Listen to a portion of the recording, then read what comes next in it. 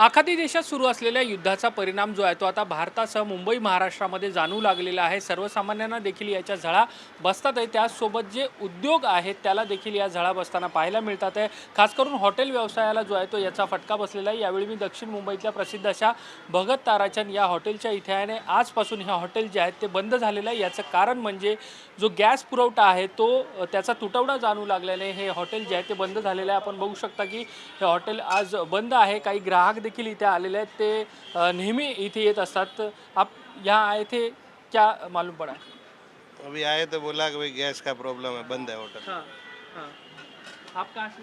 मैं साथ में ही हूँ। हाँ गैस का प्रॉब्लम है, वही इसके लिए रेस्टोरेंट में आए थे खाना खाने। हाँ। हॉटेलमध्ये जाऊया, नेमकी काय परिस्थिती आहे ती देखील आपण बघूया। नेहमी गजबजलेलं आणि या वेळेला तर पाय ठेवायलाही जागा या हॉटेलमध्ये आपल्याला बघायला मिळत नाही। मात्र आज ह्या संपूर्ण हॉटेल जे आहे ते आपल्याला रिकामं पाहायला मिळतं। याचं कारण म्हणजे जे युद्ध सुरू आहे, या युद्धामुळे जे व्यावसायिक गॅस पुरवठा आहे त्याच्यामध्ये अडचणी निर्माण झालेल्या आहेत। त्यामुळे आपण बघतो की आजपासून हे हॉटेल जे आहे ते बंद झालेलं आहे। शुकशुकाट जो आहे तो या सगळ्या हॉटेलमध्ये आपल्याला पाहायला मिळतो। एरवी खूप रेलचेल जी आहे ती या सगळ्या हॉटेलमध्ये आपल्याला पाहायला मिळते। प्रसिद्ध असं हे भगत ताराचंद हॉटेल आहे आणि यातली परिस्थिती जी आहे ती आपण बघतो। इकडे हा किचनचा एरिया आहे, ते देखील आपण दाखवूया। गॅस पुरवठ्यामध्ये अडचणी निर्माण झाल्यामुळे हे संपूर्ण हॉटेल जे आहे ते बंद आहे।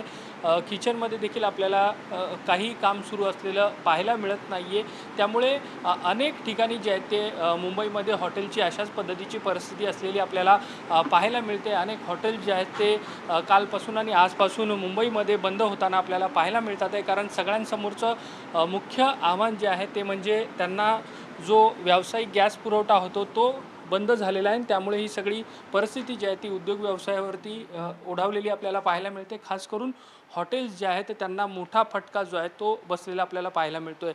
या हॉटेलचे जे चालक आहेत ते आपल्यासोबत आहेत, आपण त्यांच्याशी बातचीत करणार आहोत। सर, काय सांगाल, आजपासून तुम्ही हे हॉटेल बंद केलेलं आहे? सर अभी हमारा जो रेस्टोरेंट है वो एलपीजी गैस सिलेंडर पे चलता है, तो आज हमको मिला नहीं है, इसके लिए हम इस वजह से रेस्टोरेंट बंद रखना पड़ा।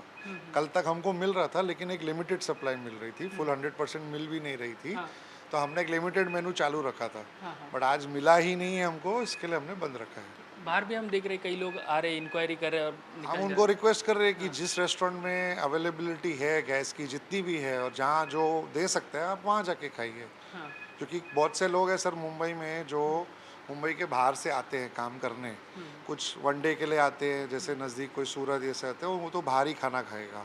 अब हमारे पास खाना नहीं है तो वो आदमी तो भूखा रहेगा नहीं, वो कहीं ना कहीं जाएगा जो उसको मिलेगा। अब कहाँ उसको खाना मिलता है ये तो उसको ही ढूंढना है। बराबर। आज हमारे पास नहीं है तो हम उसको रिक्वेस्ट कर सकते हैं भाई आप कहीं और जाके खाइए। मुंबई में कितने होटल्स हैं लगभग, उनमें ऐसी सिचुएशन है? सर जो हमने न्यूज़ में पढ़ा है minimum 20 to 30% restaurants K pass supply ना के बराबर है। जैसे आज हमने बंद किया है, आई मुझे लगता है और बहुत से ऐसे रेस्टोरेंट्स हैं जिनको सप्लाई नहीं मिली होगी तो उन्होंने भी बंद रखा होगा। धंधा तो कोई बंद नहीं करता है क्योंकि हमको स्टाफ को सैलरी देना है, जो हम रेवेन्यू होता है उस पर जीएसटी देते हैं गवर्नमेंट को, तो हम अगर कुछ कमाएंगे तभी सामने खर्चा कर पाएंगे। और जो हमारे वेंडर्स हैं जो हमको रॉ मटेरियल्स देते हैं, कोई दूध देता है, भाजी देता है, अनाज देता है, उनको बिजनेस मिलेगा तो वो अपने स्टाफ को सैलरी देंगे। जो हाथ गाड़ी वाला माल लेके आता है या ट्रांसपोर्ट वाला, वो जो ट्रांसपोर्टेशन उसका जो चार्जेस है वो हम तभी भर पाएंगे जब हम धंधा करेंगे। तो इनडायरेक्टली हम काफ़ी लोगों को एम्प्लॉयमेंट दे रहे हैं, बट ये जो सिचुएशन है इस वजह से अगर हमारा ही रेस्टोरेंट हम नहीं चला पाएँ तो डायरेक्ट छोड़ो, अब इनडायरेक्ट छोड़ो, डायरेक्ट एम्प्लॉयमेंट भी नहीं हम पूरी कर पाएंगे अपनी। अब कितने कर्मचारी हैं आपके इस पूरे होटल सर में? 30 आदमी काम करते हैं मेरे होटल में। हाँ वो यहीं पे रहते हैं, उनका ब्रेकफास्ट लंच डिनर खाना पीना सब हम ही अरेंज करते हैं जो हमारे पास काम करते हैं। तो आज हमारे को सिलेंडर मिला नहीं है तो अभी हमको उनका भी खाना पीना अरेंज करना है, हम उसी से सुबह से लगे पड़े हैं। तो जो हमको बेसिक्स अभी बाहर मिल रहा है जो भी हम उनको दे रहे हैं। बरोबर। त्यामुळे ही सगळी परिस्थिती जी आहे ती त्यांनी विशद केलेली आहे आणि एरवी हे सगळं गजबजलेलं हॉटेल असताना आज त्यामध्ये पूर्णतः शुकशुकाट पाहायला मिळतो। त्यामुळे आता आणखी किती दिवस अशा पद्धतीची परिस्थिती राहील हे सांगता येत नाही आणि त्यामुळे स्वाभाविक आहे याचा मोठा फटका जो आहे तो हॉटेल व्यावसायिकांना बसताना आपल्याला पाहायला मिळतो आहे। व्हिडिओ जर्नलिस्ट कल्पेश सावर्डेकरसह मी देवेंद्र कोलटकर, NDTV इंडिया, मुंबई।